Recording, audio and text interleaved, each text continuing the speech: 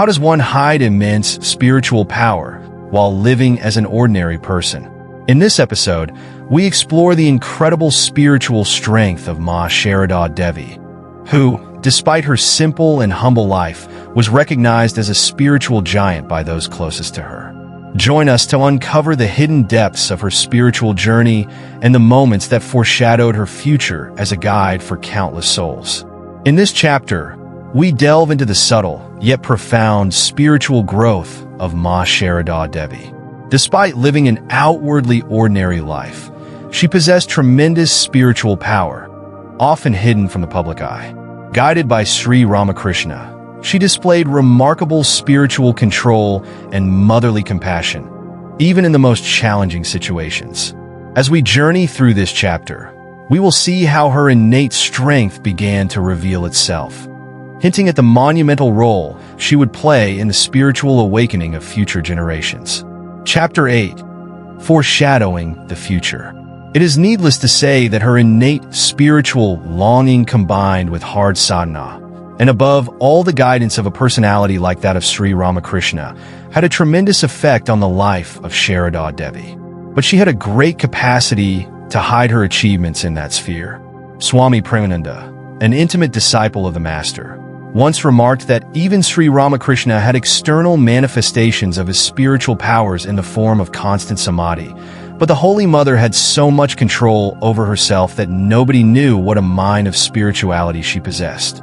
Carefully suppressing all outward manifestations, she lived like an ordinary woman doing the usual household duties of a poor middle-class home. Once the Holy Mother asked Yoganma, a devotee and her companion, to request the Master to see that she, the Holy Mother, might have the bliss of samadhi.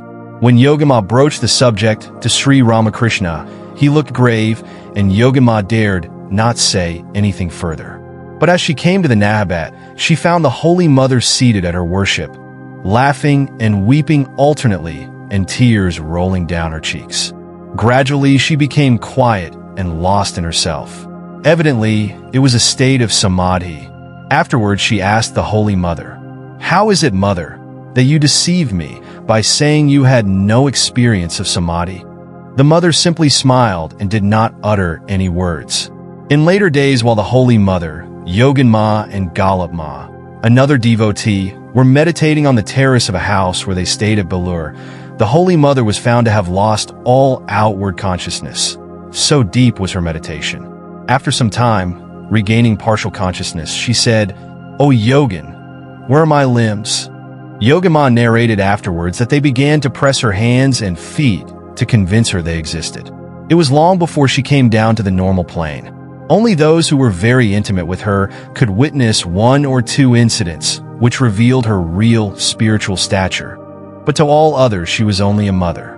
Her motherliness, which afterwards, like a huge banyan tree, gave shelter and refuge to innumerable weary souls, showed signs of manifesting even in her early days at Dakshineshwar. So much so that sometimes the mother in her got the better of her devotion even to the Master.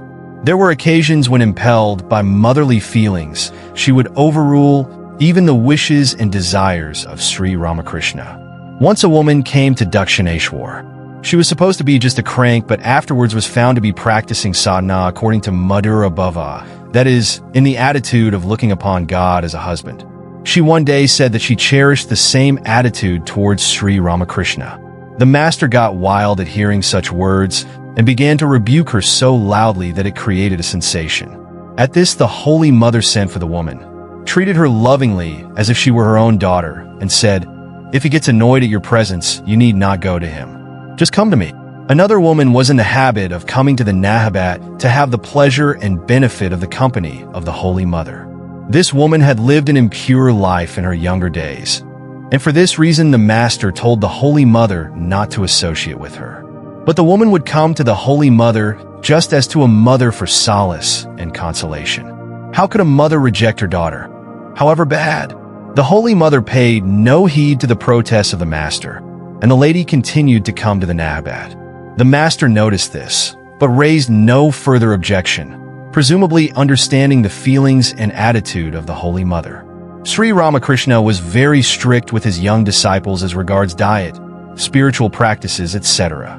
One day, he learnt that Babaram, afterwards Swami Premananda, took 5 or 6 chapatis at night. That was too many, he thought, and asked why he took such a large quantity at night. The young boy replied that the Holy Mother served them to him. Then Sri Ramakrishna went to the Holy Mother and took her to task for thus spoiling the spiritual prospects of the boys. At this the Holy Mother replied, "You need not worry about their welfare. I will look to that." The master saw the sentiment behind these words and simply laughed. Could a mother refuse to give sufficient quantity of food to her children? That was impossible. Sri Ramakrishna was aware of the spiritual powers that were hers. Though now and then he would give her spiritual instructions, just as to a disciple, at other times he would consider her as his peer, or one on whom his spiritual mantle would fall. "People are living like worms in darkness. You will have to look after them," he once said to her. On another occasion, he said to her in an appealing tone, "Am I to do everything alone, and will you not do anything?" "What can I do?" asked the Holy Mother. "You could do a lot," replied Sri Ramakrishna. One day the master actually sent a young boy, Sarada, afterwards Swami Trigunatita, to the Holy Mother for spiritual initiation, quoting a Vaishnava couplet which says that Radha is infinitely more powerful than Sri Krishna. The chief trait in the character of Sri Ramakrishna, according to the Holy Mother, was renunciation. People generally say that his greatest achievement was the harmonization of all faiths. But this paled into insignificance in the opinion of his life companion when compared with his spirit of renunciation. But her own renunciation was just as great. One day, a rich Marwari devotee proposed to put a big amount in the bank to the credit of Sri Ramakrishna so that he might not have any financial worry about his needs. Sri Ramakrishna was perturbed at the very proposal, as if it was an abysmal fall from the ideal to which he was pledged. When hard-pressed by the devotee to accept the money, the master, just to test the Holy Mother's mind, had her brought there and proposed that the money might be kept in her name if she agreed. She also adamantly refused the offer, as that would be tantamount to the acceptance of the money by the master himself. Sri Ramakrishna was so glad to see her sensitiveness to the ideal. In later days, when the Holy Mother went on a pilgrimage to South India, the Raja of Ramnad, a disciple of Swami Vivekananda, ordered the temple staff to show her his jewelry and request her to accept anything she liked, as that would be conferring a great favor upon him. The Holy Mother shuddered at the very idea, but at repeated requests said that Radha, her niece who accompanied her on the pilgrimage, might take something she liked. But even then she was praying silently to the Lord that Radha might not cause embarrassment to her by showing covetousness. Radha, to the Holy Mother's great relief, asked only for a lead pencil to replace one that she had lost. If you've been moved by the stories of devotion and selflessness, don't miss our upcoming chapter on the passing of Sri Ramakrishna. Here, we will witness the tender moments between Ma Sarada Devi and the Master during his final days, and how their enduring love and commitment laid the groundwork for the Ramakrishna order. Join us to experience this touching chapter that captures the essence of spiritual companionship and the power of love in the face of loss. Thank you for listening till the end. Please subscribe, turn on the notifications, like, comment, and share with your friends. This will help more listeners to discover our channel and content.